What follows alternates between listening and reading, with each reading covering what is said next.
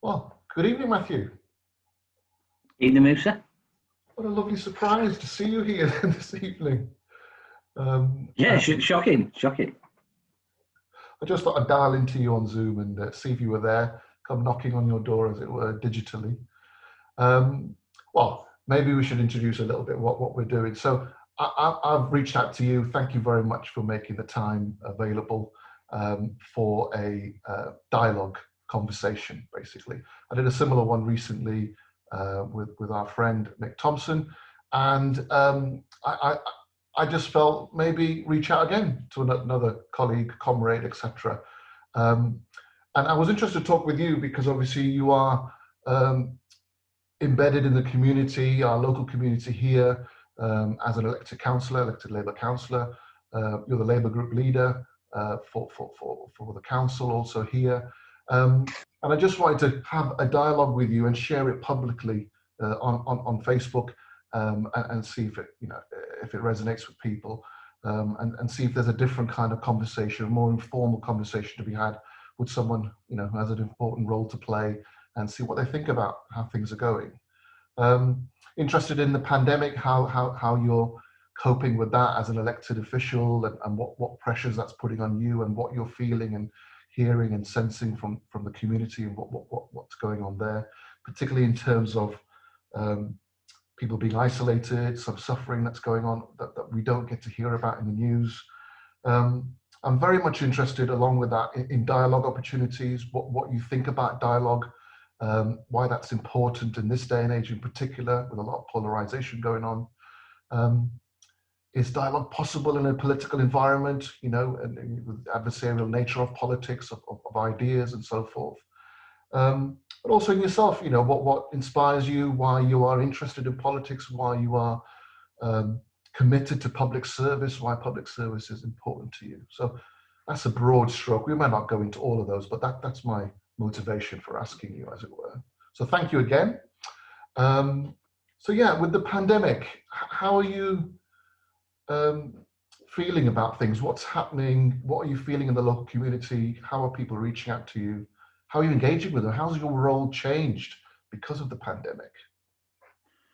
I think I've found during the pandemic that community spirit is alive and well in Middlesbrough and across Teesside actually. And I think obviously the pandemic's been an awful situation for people right across the country, but it's kind of brought the best out in a lot of people as well. And I right at the very start of the pandemic, it was a case of trying to find ways of doing something to help and making sure that you were relevant, because you're supposed to be locked away, you're supposed to be isolated and make sure you don't break any rules, but you also want to make sure that you're supporting vulnerable people, because that's part of your job as a community representative. So I mean, we got into the first couple of weeks of the pandemic, and I got into a habit of delivering food parcels, and we were getting requests through myself and my wife are both councillors, and we got requests through Facebook for people not just in Middlesbrough but actually outside of the town as well, in Stockton and Redcar and other places where people were in desperate situations and needed help. So we were arranging for food parcels and things, and that's kind of continued, and that's still going on now.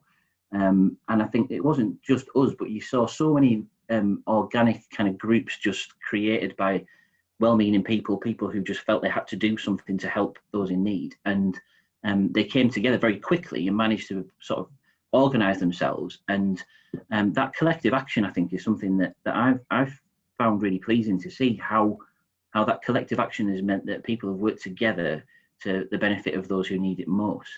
And that's still going on. I mean, I still deliver food parcels every week to some of the same homes that I was delivering to a year ago in some cases. And it's important that those things keep going. And I think that it's brought out the best in people in a lot of respects. And you can see that through some of the other things, the clapping for carers and the way that people engaged with supporting our care workers and key workers.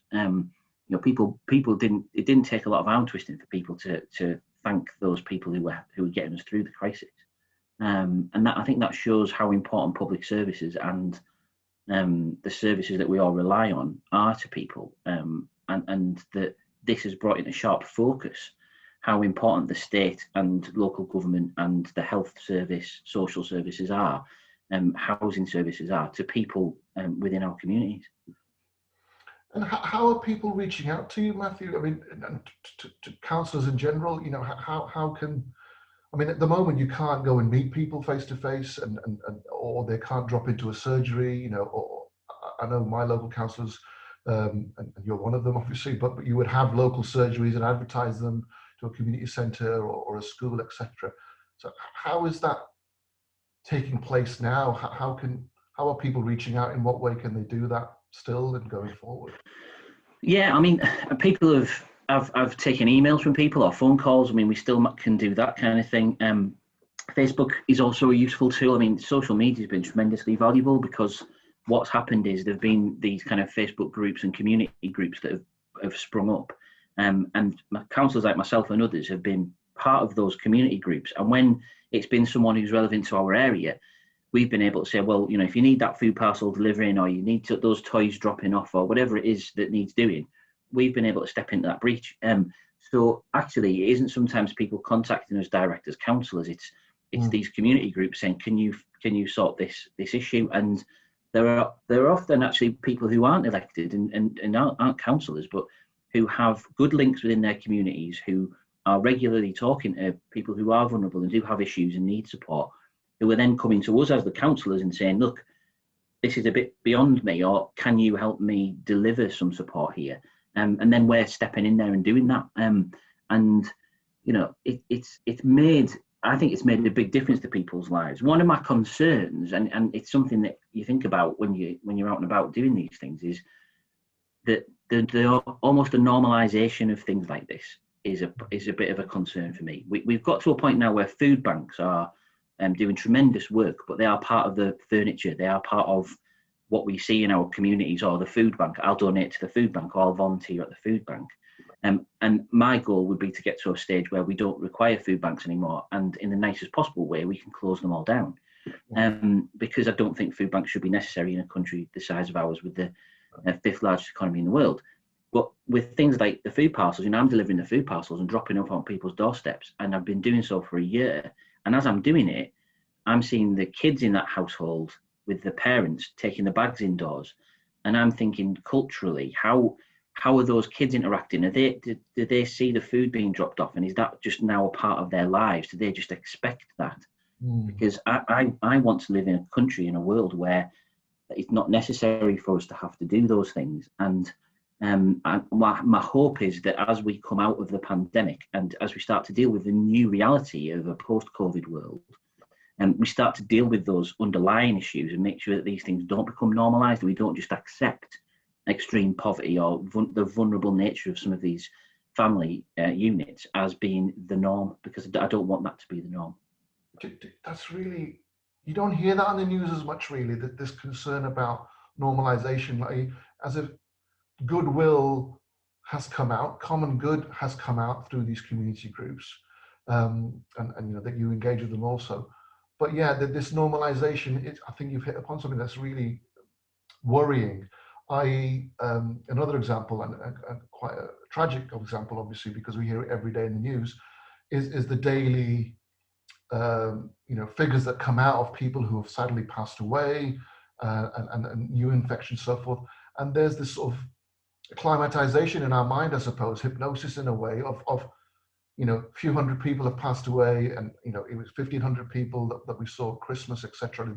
daily, and this numerical number, a numeralization of tragedy, as it were, and we've sort of become normalized to that, desensitized in a way. And you're sort of pointing to that also. Do you see a connection between that they are both part of the same worry, that we tend to accept tragedy and do the best we can, but we should look at the system? I think, yeah, I mean, I think quite early on in the pandemic, I had a conversation with a colleague, and I don't know what it was, but there was one day where the death toll had reached a certain point, and it hit me in the car. It made me think. I suddenly had this realization of that amount of people actually having died, and it really took me aback. And for the rest of that day, I actually felt quite despondent, because it was I don't know, it hadn't emotionally affected me, that figure. It had just been something that was on the television and we were being updated and there was lots happening. It was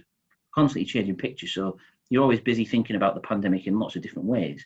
But there was one day where it suddenly hit me, and I had this conversation with a colleague where you kind of need to rehumanize those numbers and understand that actually there are families behind that and there are friends behind those numbers, and they're not all people who are necessarily elderly. Some of those people are in their 30s or 40s or 50s, and some of them have their whole lives ahead of them, and that impacted on me, and it made me think in a big way about kind of the reality of the death toll. But I think the normalization thing, just to go back to that, I think what I try and do is I would never ever criticize anybody who does anything in their community in that way. And as I say, I do it myself. So far be it for me to criticize anyone. I think it's really important that people deliver food parcels to people who are struggling, or whatever it is, toys or books and things. That it isn't always food. I think that sort of support is essential, but I think it's incumbent upon me and community leaders and elected representatives to make sure that normalisation doesn't happen. But for us to find policy solutions and to deliver services and policies and the kind of the framework in our communities through the council and through national government as well, to try and eliminate the circumstances that those people live in so that they don't live in that situation. And rather than it being a thing of, I don't like food banks, I don't want food banks, I think we support those support networks as much as we can as long as they're there. But we have that understanding that it's our job to kind of look at those underlying problems, the poverty and the precarious job circumstances people are in, low wages, poor quality housing, all of those social issues that need addressing. That's our job to address those things. And through that, we can try and make sure we create that better society for everybody. As you're talking there, I was trying to, I know we're both in the Labour Party, we met through the Labour Party, and whilst we're not officially representing the Labour Party here, but that's where we engage from, that's where we come from, as opposed to I mean, you knocked on my door, that's when I first met you, when you were standing for council, canvassing. But as you were talking there, in myself, I would describe myself as a spiritual humanist, a spiritual socialist. If we went further with that, where would you put yourself? I know we have things called democratic socialism or social democracy. Where would you put your politics, as it were? How would you describe the kind of world that you're describing that we should live in? Where would that sit? Or is it a hybrid of all those things, I suppose?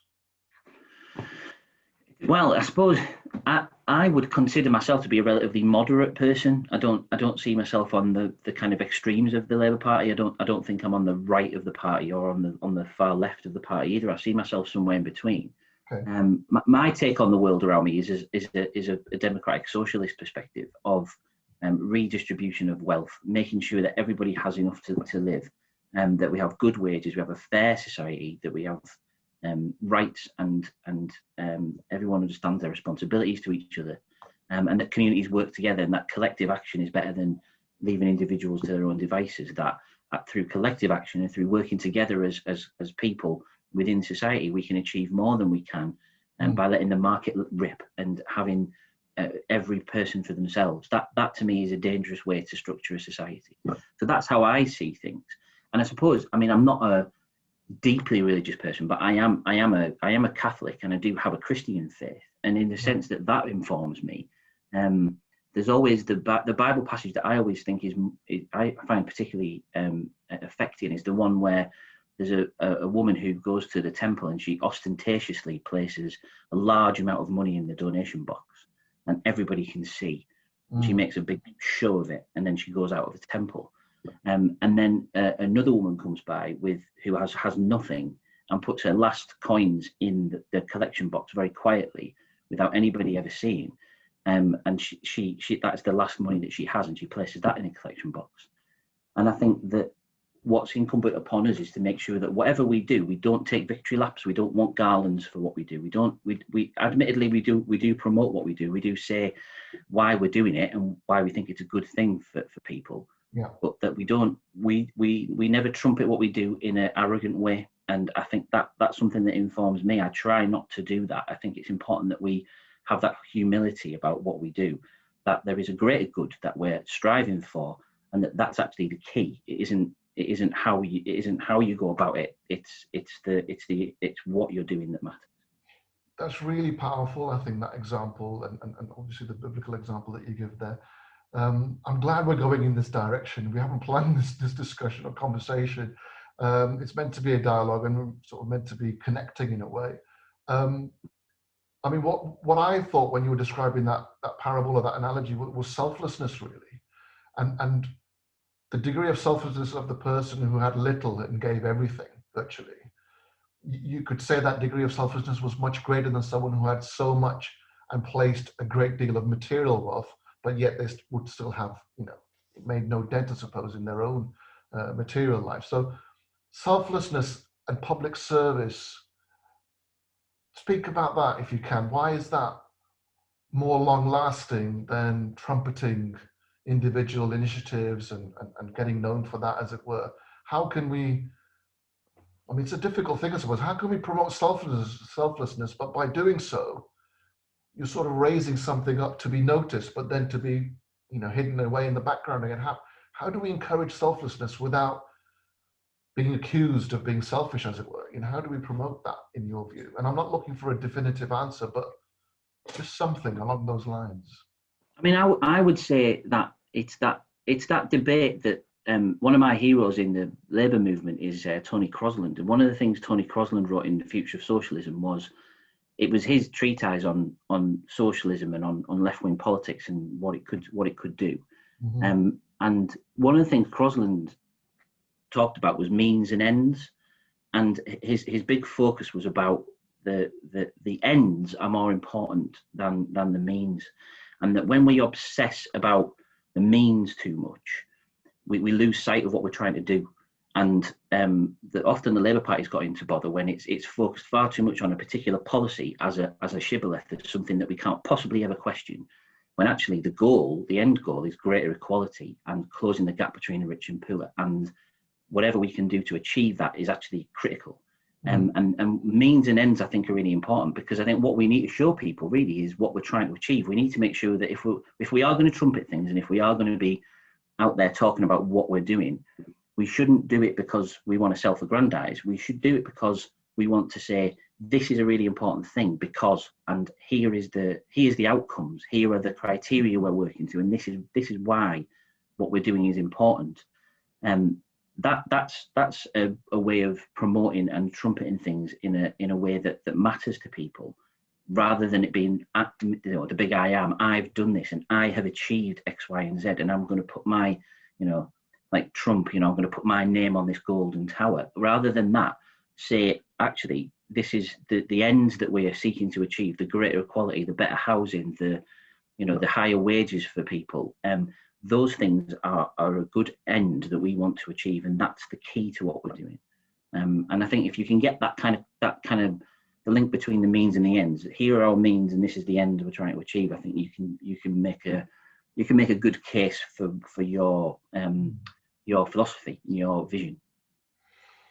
Yeah, that's a really powerful comment, really. It's got me thinking as you're talking there more and more about it, means and ends. But one of my slight concerns about still focusing on the means, the method in which we carry out the goal to the ends, is the manner in which you conduct something has a material effect sometimes on where you get to. Your own the journey itself is almost as more transformative than the destination you're getting to, as it were. So in that sense, I would say means is important. I'm not getting into the policies and politics of it. I just mean the inner nature of what that means, really. So for me, means is intention. So spiritually, when a Muslim goes into prayer, or anyone else from any religion that goes into prayer, intention is important. The intent and the reason for praying, not for material support or help, but to draw close to something. You may say a supreme being or a power, etc., but maybe draw close to society, draw close to people who are distant, or draw close to people who are isolated from society. So I think means is important, but I think I do get what you mean about not obsessing with every nook and cranny of that means, as it were, because we lose sight of where we're headed. You know, you can get lost, I suppose. And also, as you were talking there, the other thing that struck me was a term that I heard about, but I've come more close to, and sometimes I'm more skeptical of it, and other times I'm more affectionate of it. I don't seem to have a middle ground with it sometimes, and that term is broad church. You know, in the Labour movement, on the left in particular, and what does broad church mean to you in your thinking? You know, and is that the place under which, you know, whether it's temple, synagogue, gurdwara, mosque, whatever, but broad church, is that a place of hope where people can come together and either decide to let go of certain means and focus more on the ends, and collaborate and cooperate? What is broad church in your view? Not politically, but more, I suppose, emotionally, you know, in terms of how you go about things. How would you communicate that? I suppose I think it's about trying not to be too rigid, try not to be too dogmatic about everything. That the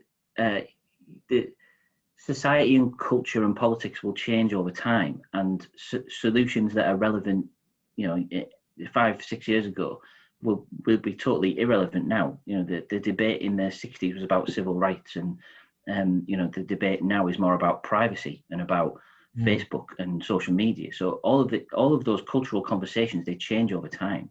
So any kind of rigidity to your thinking is a bad thing. So I always try to make sure that you call it as you see it, and that solutions that perhaps you wouldn't have considered appropriate in the past may now actually be something that would work really well.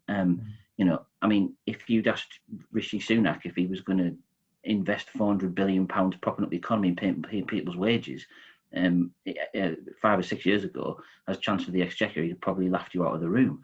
But things change and circumstances change. And so what I try and do in my life, whether it's in politics or anything else, is make sure that you've got that flexibility so that you can say if something works, and if it does achieve what you want it to achieve, that's the key.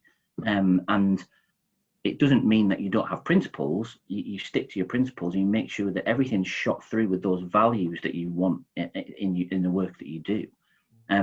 But the actual solutions and the means by which you go about it, they can change. And actually, in a lot of respects, it's probably good if they do. And it shows that you've got that capacity as well. It shows people that you've got a capacity to be able to reflect and say, is that actually the best way forward? And am I clinging on to something here? Am I holding on to something that perhaps isn't relevant anymore, but is important to me, and therefore that is in itself, that's damaging. It means I'm not going to get to where I want to go because I'm too stuck to what I know, what I think I understand. Yeah, I think dialogue can help bridge that, you know, in whichever side of the fence one is on that argument or position. Just moving on slightly now to dialogue more specifically, and community dialogue. In your work, you know, can you tell us more about that? Where do you see dialogue helping? You know, what examples of dialogue is that's happening in the community, particularly now when we come out of the pandemic, you know, hopefully, and go back to something that used to look like before the pandemic in a safe way. There'll have to be lots of conversations. People will be meeting for the first time, whether they're friends or family or people in a movement, etc. And communities will be engaging more. At the moment, they're engaging online and from their homes, as it were. Where do you see dialogue helping with that? And how has that helped in the past, in your experience and the work that you do? Yeah, I think there's certainly going to be a lot of. I think people are going to be desperate to talk to each other. I think dialogue, if you want to call it that, is going to be it's going to be very popular because at the minute the only dialogue we can do is on a screen like this, and we get a little screen in front of us and we talk to a few people we know. But actually, the most valuable dialogue, or some of the most valuable dialogues I've had, and set piece sort of dialogue things that I've had, you know, in the ward that I represent, in the mosque, when we've had events around diversity and cultural diversity organised by Police and Crime Commission, and we've had, you know, charities and businesses from all different faiths and the different faith communities and ethnic communities from within the centre where that I represent. You know, they've all come together in the mosque, and we've all shared that information with each other and understood what each of us is doing and how we're working together. And we've heard speeches about, from local politicians or whoever else, but about the terrorist attacks in New Zealand, for example. That was a really affecting moment where the community came together and we all talked together and we had a cup of tea afterwards, and everybody was brought together by a tragedy far across the world, but which brought us together in the spirit of our shared humanity within our community. And I think those kind of events and that kind of stuff, once we can get that kind of back up and running, I think that'll be tremendously valuable. And I've missed that, and I think people will have missed that. The other things that we would miss in the ward isn't necessarily to do with ethnic communities, but just being able to go on walkabouts in the area with residents and being able to we've done some of that, because sometimes it's been, the lockdown's been released a little bit and it's been a bit easier for us. But actually, it's a shame we can't go around some of our communities with residents and talk to them about their alleys and talk to them about the antisocial behaviour issues perhaps they're having face to face on the ground. They can point things out to us. That kind of interaction, that direct interaction, is a real miss for us, because as ward councillors, it detracts from our ability to represent people. And I think that will be really valuable to be able to get back out on the street and do those kind of things. And that's an important dialogue about what matters to you and what's happening in your area. And I can't hear that as directly as I would like at the minute, because I'm shut away in my dining room and they're shut away in their dining room. So I think that dialogue and that representation element, it'll be very important. Also, did you find, or do you find that when you were able to meet your constituents face to face in your walkabout and trying to pick up cases and issues, etc., that I think that personal contact or one-to-one, sometimes people may be more willing to confide and open up and share something with someone that they trust or they think that has, or is removed from their personal life, and they can share something with them. That has all gone, I suppose, with lockdown, where people are either locked into difficult and abusive situations and relationships at home, and maybe someone walking by who's knocked on the door for a council issue, they could have given a signal to, that's gone.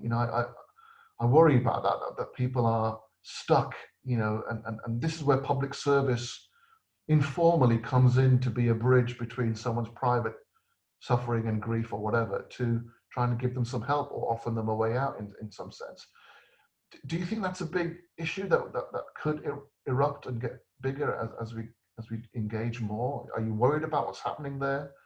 I think there's a major issue with people having to be shut away at home, potentially in situations of domestic violence, mental health issues that people have got, people with disabilities who've been having to self-isolate for long periods. And I think the support and the help that they're going to need following the pandemic is huge. And you look at the cuts in austerity terms. I'm not doing too much politics, but the austerity cuts to things like domestic violence support and the pressure that's already placed upon the existing charities that help those predominantly women who are in those circumstances, it's absolutely frightening. And I think dealing with those kind of circumstances, once we do get into a post-COVID world, it's gonna cost, and it's gonna take a lot of work, and those people are going to need all of our help. I think in terms of the kind of practicalities of it, and meeting people and seeing people, I always find that if you're dealing with a ward issue and you've met that person at the site of the thing that's happened or the issue that they've got, whether it's a dumped mattress or something massively important, much bigger than that, whatever it is, if you're in person and you're talking to them and it's face to face, you've got that connection with them that you don't get if, like during the pandemic, I've had to say so many times to residents, I can't come out and see you, but send me a photograph on your phone or text me a picture. It's not the same, and you put the onus upon them to get the information and bring it to you. Whereas if you can be there and talk to them and they can see it, you can see it in situ and you can snap a picture and take it away, they have a sense that you're engaging with that issue in a much more meaningful way. And I think that's a shame that we can't do that. And we can't always do that, because I'd never stop going and visiting people, but we do as much of that as we can. And at the minute, we can't do very much of it at all. And I think that's disappointing. Because you do need that connection between people. You develop those relationships. It's not about getting people to vote for you, but it's about that relationship between, resident and elected representative, and that human response that you give to an issue that they've got something that matters to them, showing them that you care about that as well and you want to resolve that is very important to them. Do you think what the pandemic is describing, particularly through your work, is the limits of technology, I suppose, to connect people? We're on a platform now and broadcasting on a platform that is talked about connecting people. But there's a limit to that ability to connect, as it were, because you need that face-to-face or in-person conversation. The absence of that means you don't get to hear issues that you otherwise could hear and trust. No level of encryption or coding or safe transmission or password protections going to reassure anybody to share something that they would share with someone that they thought they could trust by the look in their eye or something they heard say or whatever. So do you think that's what councils do? You know, public service is fits into that gap where, yes, provision of services, yes, funding, but you need human beings to engage with human beings, as it were, to have that engagement and dialogue. And are we seeing the limits of that with social media? But the pandemic is showing something. I'm reaching for it here, I suppose. It's just something that sparked in my head from what you said. I think something gets lost, doesn't it? I mean, there is an element of human connection between two people that you can't get through a screen. You know, there is something behind the eyes when you're talking to someone that you can sense that you don't get if you're speaking electronically like this. And I think that is lost, and I think that is a shame. And I think that's why the limitations of technology are shown through that, you know, there's a reason why we have committee meetings in the town hall or whatever to talk about policy, and we have full council meetings where we have debate and people speak, because, you know, if you've ever watched PMQs or whatever, there is something lacking in a speech delivered down the line from a constituency on a screen to the House of Parliament. Something is missing from that connection, and that the delivery and the oratory of that is lost from the person who would be on the green benches speaking from the floor. That is lost in the translation through the screen, I think. So yeah, I think that there are limitations, and that I think people will embrace the human connection again, and it'll happen through all sorts of things. It'll happen through people desperate to go to the pub, if you like, or desperate to go for a meal out, and all of that human connection, once that can be done again on a regular basis, and that is part of our lives again, that'll make a huge difference to people, I think. In a weird way, I think politeness has improved in some sense. I know it's a dangerous thing to say on social media, and you know, it's a difficult thing, but I don't mean that. I mean, sometimes when I'm out going for a walk in a park or you know, where something's local, and you're crossing a path or you're opening a gate to go through, and you see someone else coming the other way, we're all sort of, well, everything I've observed, we're all sort of pausing and waiting for the other person to go by. You're giving space, or there's a degree of sort of automatic courtesy happening there, but quite deliberately, because by being courteous, I'm protecting my friend opposite, you know, and protecting myself and my family. It's an odd thing, but it's a surprising thing that's come out. Have you noticed anything like that, or does that ring any bells? Well, I know some people who they had to stay 2 meters away from people were absolutely delighted. You know, their reaction to that was, well, that's how I've always wanted to live my life. So thank you very much, government, for, you know, putting it in legislation, because that's done me a favour. But I think I described it to someone. We live near Linthorpe Cemetery, and we go for a walk around the cemetery because it's a really nice place to go for a walk. And when I take the kids for a walk there, and particularly at the start of the pandemic, I described it like Pac-Man, because Linthorpe Cemetery is rather like a grid. It's all lines, straight paths and lines and squares. And it was a bit like Pac-Man trying to avoid the ghosts, because you were walking through and seeing someone coming the other way, and you were thinking, right, I'm just gonna wait for that person to go past so that I don't get 2 meters near them, and then they've gone, and I'll carry on. And then you look left and right and you see someone else coming, and you think, right, I better stop and let them go past. And it was that kind of avoidance of people that had become a kind of an accepted thing. You know, people were walking out into the street, you know, into the road, and walking in the middle of the road to avoid you as you were going down the path. So yeah, I think that was really noticeable, that people were kind of, and you're right, there was a politeness thing to it, because people that understood that it was, you know, essentially it was dangerous for them just to walk past you. So they would very much give you a wide berth, and you would say thank you very much or cheers, and they'd say yeah, cheers, thanks very much, and you'd carry on walking. And it was quite a nice formal thing. I mean, it wasn't like Jane Austen or anything, but it was a nice kind of formality of, you know, kind of thank you for letting me go past and not infecting me with COVID. And that's a good thing in some respects. But yeah, well, it just shows. I think it shows the cultural change and the attitudinal change, the behavioural change that people have had. They've had to do that, and you wonder how much of that will continue. I mean, I expect we'll be wearing masks, and you know that even when we get into restaurants and bars and places, we'll be spaced out, and we won't all be jamming into the bar to get a drink, kind of thing, or you know, going into cafes and standing around the front of the cafe ordering. All of that is going to change in lots of ways that we're not used to, but have become used to over the last year. So I think everything's going to be fundamentally very different. Even when we get back to what we would probably describe as normality, it won't really be normality. I want to change tack quite significantly here, if it's okay with you, Matthew, and just try and go a little bit deeper into the stresses and strains that counsellors are put under and how they deal with it. Because I heard a story recently, or I came across something anecdotally where, you know, a particular counsellor was getting abuse, not in our area that I know about, but just generally on social media, I heard about it, and from constituents on social media, trolling, and you know, it's a voluntary role. You get paid something for it, I suppose, but you don't make a fortune out of it, and you know, whatever the situation is, you know, everything's above board. So it's all about public service, and yet counsellors face a degree of abuse that, you know, is unnecessary and uncalled for, really. And I'm curious about how they cope with it, what support's needed for them.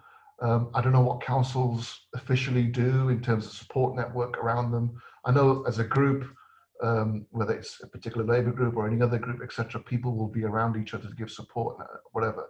But and the reason I'm asking that is because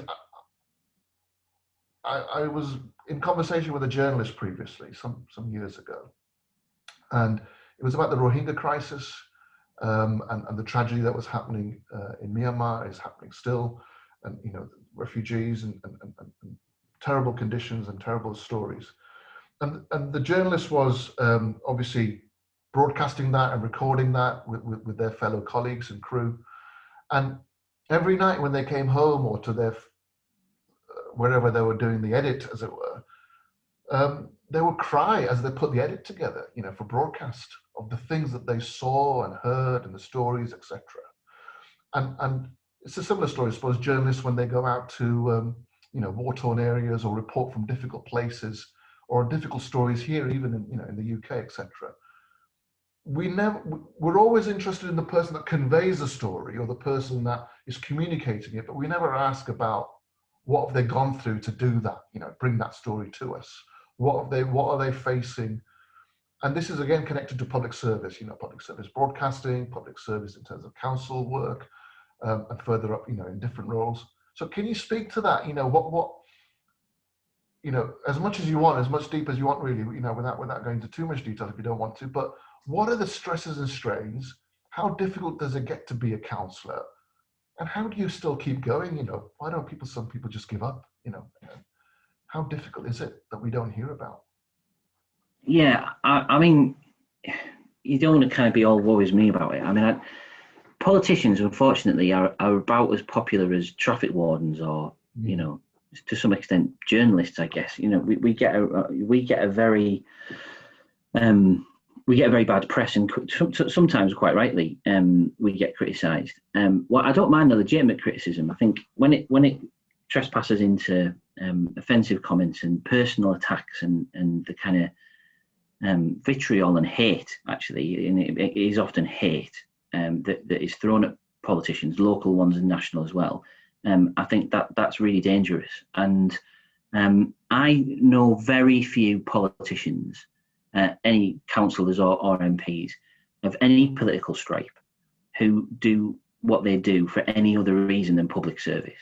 the vast majority, whether they're Conservative, Labour, Independent, whoever they are, they do it because they want to give something back, and that's their service to their community and to the area they represent.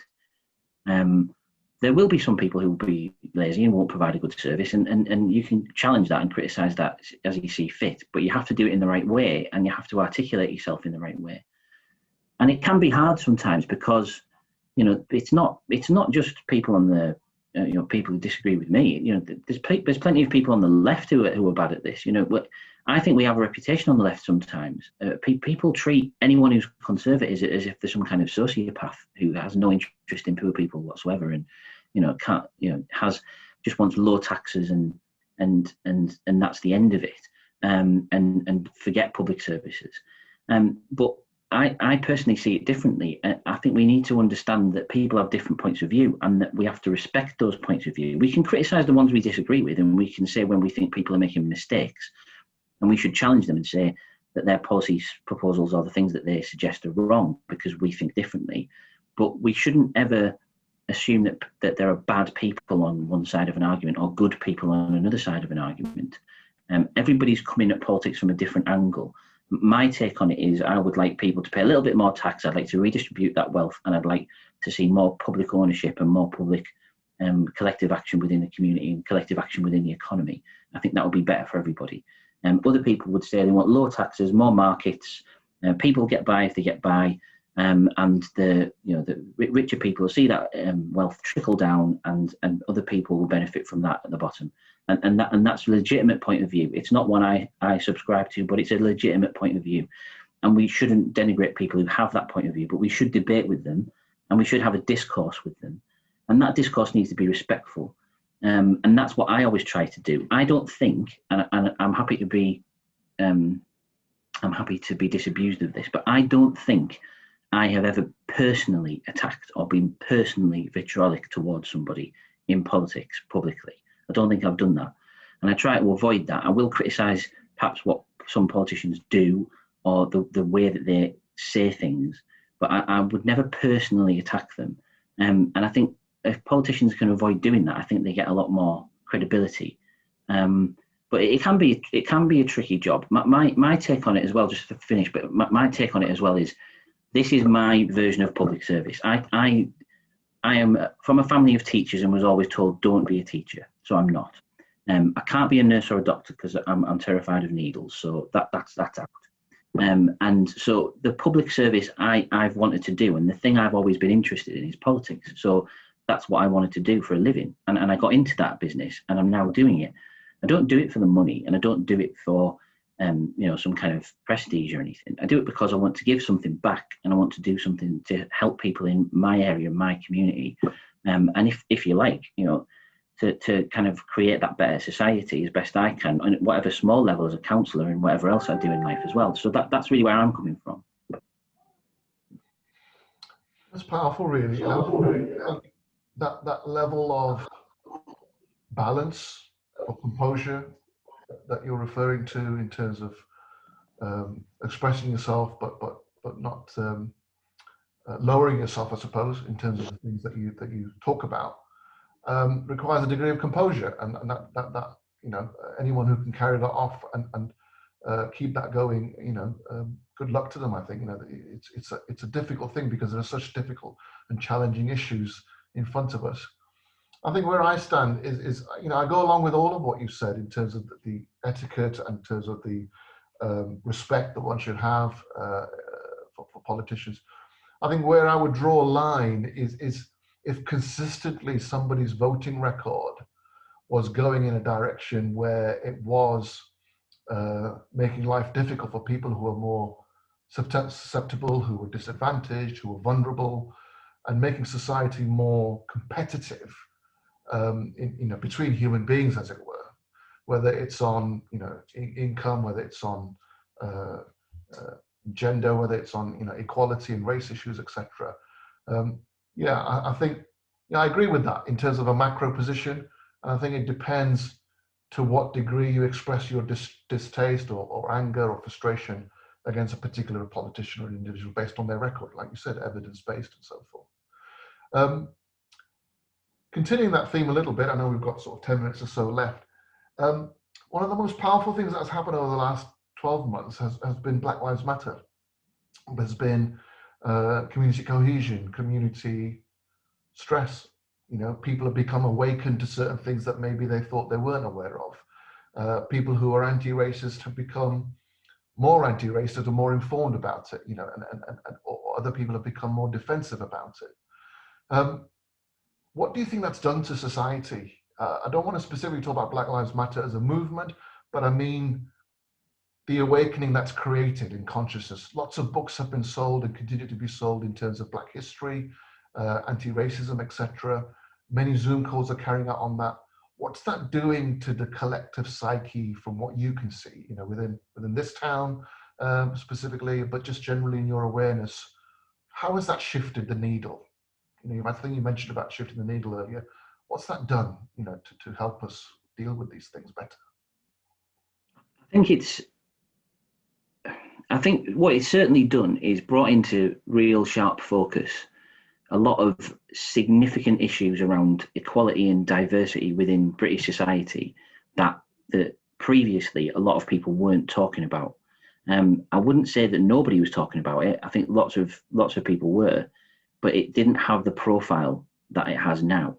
And what we've seen is a greater degree of activism with the protests and the marches and the rallies and the peaceful nature of all of that as well. You know, the way that was done in a very respectful way and where people spoke about their lived experience in a really powerful way to kind of bring that home to the white community, to people like me and others who don't live that every day, to try and give a better understanding of what it's like to be from a black background in British society, I think is tremendously important. And I think one thing it's certainly done is encourage people to challenge their own worldview and to think differently about educating themselves, to go out and, like you say, the books and stuff, to go and read some books about this, learn about society and how it's developed. And, you know, when they tore down the statue of Richard Edward Colston, I didn't know him. I've never heard of him. And you then learn about that because it's written about in the press, because there's a story to be told there, and you find out about these people and you pick it up. And I found it really affecting. And I think one thing I think it potentially has done as well is it's kind of when I say activism before, I think it's kind of brought a bit more kind of your kind of 1960s style street kind of campaigning back to kind of, you know, giving that a little bit more relevance than it had before. You know, it's galvanized people in a radical way that perhaps other causes haven't. And for that to have translated not from an incident in this country, but from an incident all the way across the Atlantic, to have translated to this country in the way that it did, and with the impact and the scale that it did, I think shows the nature of the issues we face as a society. And I'm really, in a way, it's quite exciting to think about what might happen and where it might go. I don't think there's been enough concrete outcomes yet. I think we need to see what national government and what changes happen within society, because yes, there's been a lot of noise. Yes, there's been a lot of talk, a lot of articles, and a lot of conversations and people challenging themselves. But what has it actually achieved? And I think that's the next step, is to make sure that this isn't just a moment in time where we all come together and accept the reality of discrimination within our communities, but that we address those things and we actually deal with them in a meaningful sense. I'm not sure that's happening yet, and I think that's probably a longer term project. But I certainly think we're much better placed after Black Lives Matter and the protests and the work that was done. We're much better placed to deal with those things now than we were before. I agree with you. I think so. And I'm also agreeing with you on your skepticism about what has actually changed. And we need to keep sort of pushing that and asking that question. Because, I mean, I've asked, it's something that I've been reflecting on and saying, look, all these demonstrations have happened, and they may continue to happen. There may be other, and I hope there aren't other abuses of power where people die unnecessarily like this. I hope there's no death from these matters. But there'll be further demonstrations, and they may be more vociferous than before and maybe more unpredictable. I'm worried about that. And unless there's something concretely changes, and I mean, I don't just mean in representation. I don't mean more black and ethnic minority diversity, more color in representation in terms of elected officials and positions in senior executives, etc. I don't just mean representation. I think the hope that I'm looking for, or the thing that I think will really change, is just instinctively, is once people who are not in power on both sides of the debate, lay people, everyday people, can start talking to each other and start recognizing each other's pain and history, or just inquiring. People who have no power, talking to each other, creating power, as it were, by that dialogue. Once something like that happens, I know this is very vague, but these things are vague, you know, in some sense. Once that starts happening, whether it's in a small way, I'll feel more hopeful. You know, at the moment, I would be happy to see more elected officials. I think that's an obvious thing that would happen. More people selected as candidates, etc., whoever they are. But the vast majority of people are not elected. Vast majority of people are just getting on with their everyday life as best they can. And I think at that level, if there's some, going back to the reason for this conversation and dialogue, if we can foster something at that level, you know, more than information sharing, but hearing, even the conversation that you had or will have had and will continue to have with people on the doorstep in your counselor work, that is dialogue. You know, it might only be a minute, but a dialogue where you hear something that you wouldn't have heard otherwise because they confess something to you or ask for help. It's a little spark of transformation where you go and sit in the car, maybe it puts you into tears, maybe you go and do something about it, well, you would. And they then go back into their house thinking, nothing's changed materially. I'm still in the same room. I still have the same money in my account. I'm still going to the food bank, whatever it was, but I have told somebody, and you're carrying that hope away from that doorstep. You know, I hope something like that carries on and flourishes. To that extent, when we go back to normal or some kind of normality, I hope you and your colleagues will bring people together to have those informal, you know, relaxed conversations, saying, let's share and transform. So yeah, I'm glad you went in that direction. I'm glad you said what you said. And I'm glad you also talked about the skepticism, because I think that needed coming out and putting on the record, as it were, here. Well, we've come to our discussion. I mean, I did ask at the outset when I reached out to have this conversation only a couple of days ago, and you kindly agreed to if you wanted to end by sharing something that you know, that resonates with you, whether, you know, in your political life or whatever. And I think I sort of suggested to you Bobby Kennedy, because I know that's somebody that you've looked to in terms of I don't know, inspiration or his career and his life, as it were. Can you speak a little bit, just to briefly, why Bobby Kennedy is important to you? Usually people go for his brother, I suppose, but you've gone for the Attorney General at that time. I expect it's partly similar reasons to why people gravitate towards JFK, in that it's that kind of what if aspect. You know, that you know, Bobby Kennedy was assassinated just like his brother, but you know, Robert Kennedy was on the brink of becoming the Democratic nominee for president in 1968, which was a seminal moment in American politics. You know, if Bobby Kennedy had survived and won that, he almost certainly would have become president. And if Robert Kennedy was president, the Vietnam War potentially could have ended in a very different way. Again, it's all what ifs, but there's certainly a very good chance that it would have changed very much from the way Richard Nixon operated. And I think it's that road not taken idea of, you know, what would have happened if. Equally, I just think the way that he spoke and a lot of what he said was so inspirational. And if I have a book of his speeches, and if you read back through some of his speeches, the inspirational language he used, a lot of it does actually transfer across to modern times. Some of the policy prescriptions perhaps are a bit out of date, but the actual issues that he's grappling with there in the 60s, and that's partly why 1960s American and British politics interests me as much as it does. 1960s and 70s, I think, was a fascinating, revolutionary, and also a time of great missed opportunities. I think that's why I'm so interested in that area, that time period. And I think Bobby Kennedy was a critical figure within that time period. And if anyone has time, not just his books and other things to read, but the Netflix documentary about Bobby Kennedy's life, I think it's 4 or 5 part documentary, is absolutely fascinating, and is really something I would recommend people watch, because it gives a really good overview of his life and his death and the aftermath of that as well, and what happened next, about his legacy, which I think is really interesting. Powerful, yeah. I mean, the what ifs and the road not taken. I suppose anything that comes after certain big events, we're living on the coattails of what ifs, really, and trying to carry on and explore them. If they're not here, then somebody else picks up that mantle. I mean, that resonates very, very deeply with me because of my father and what I'm trying to do. Even this dialogue here for me is a way of continuing that work, as it were. So thank you for being part of that. And I do have enjoyed very much your poetic streak, and I look forward to hearing it more in the months and years ahead. So yeah, not to embarrass you, but I've really enjoyed that, and thank you so much for doing it. Could you, we'll end with your recital, as it were.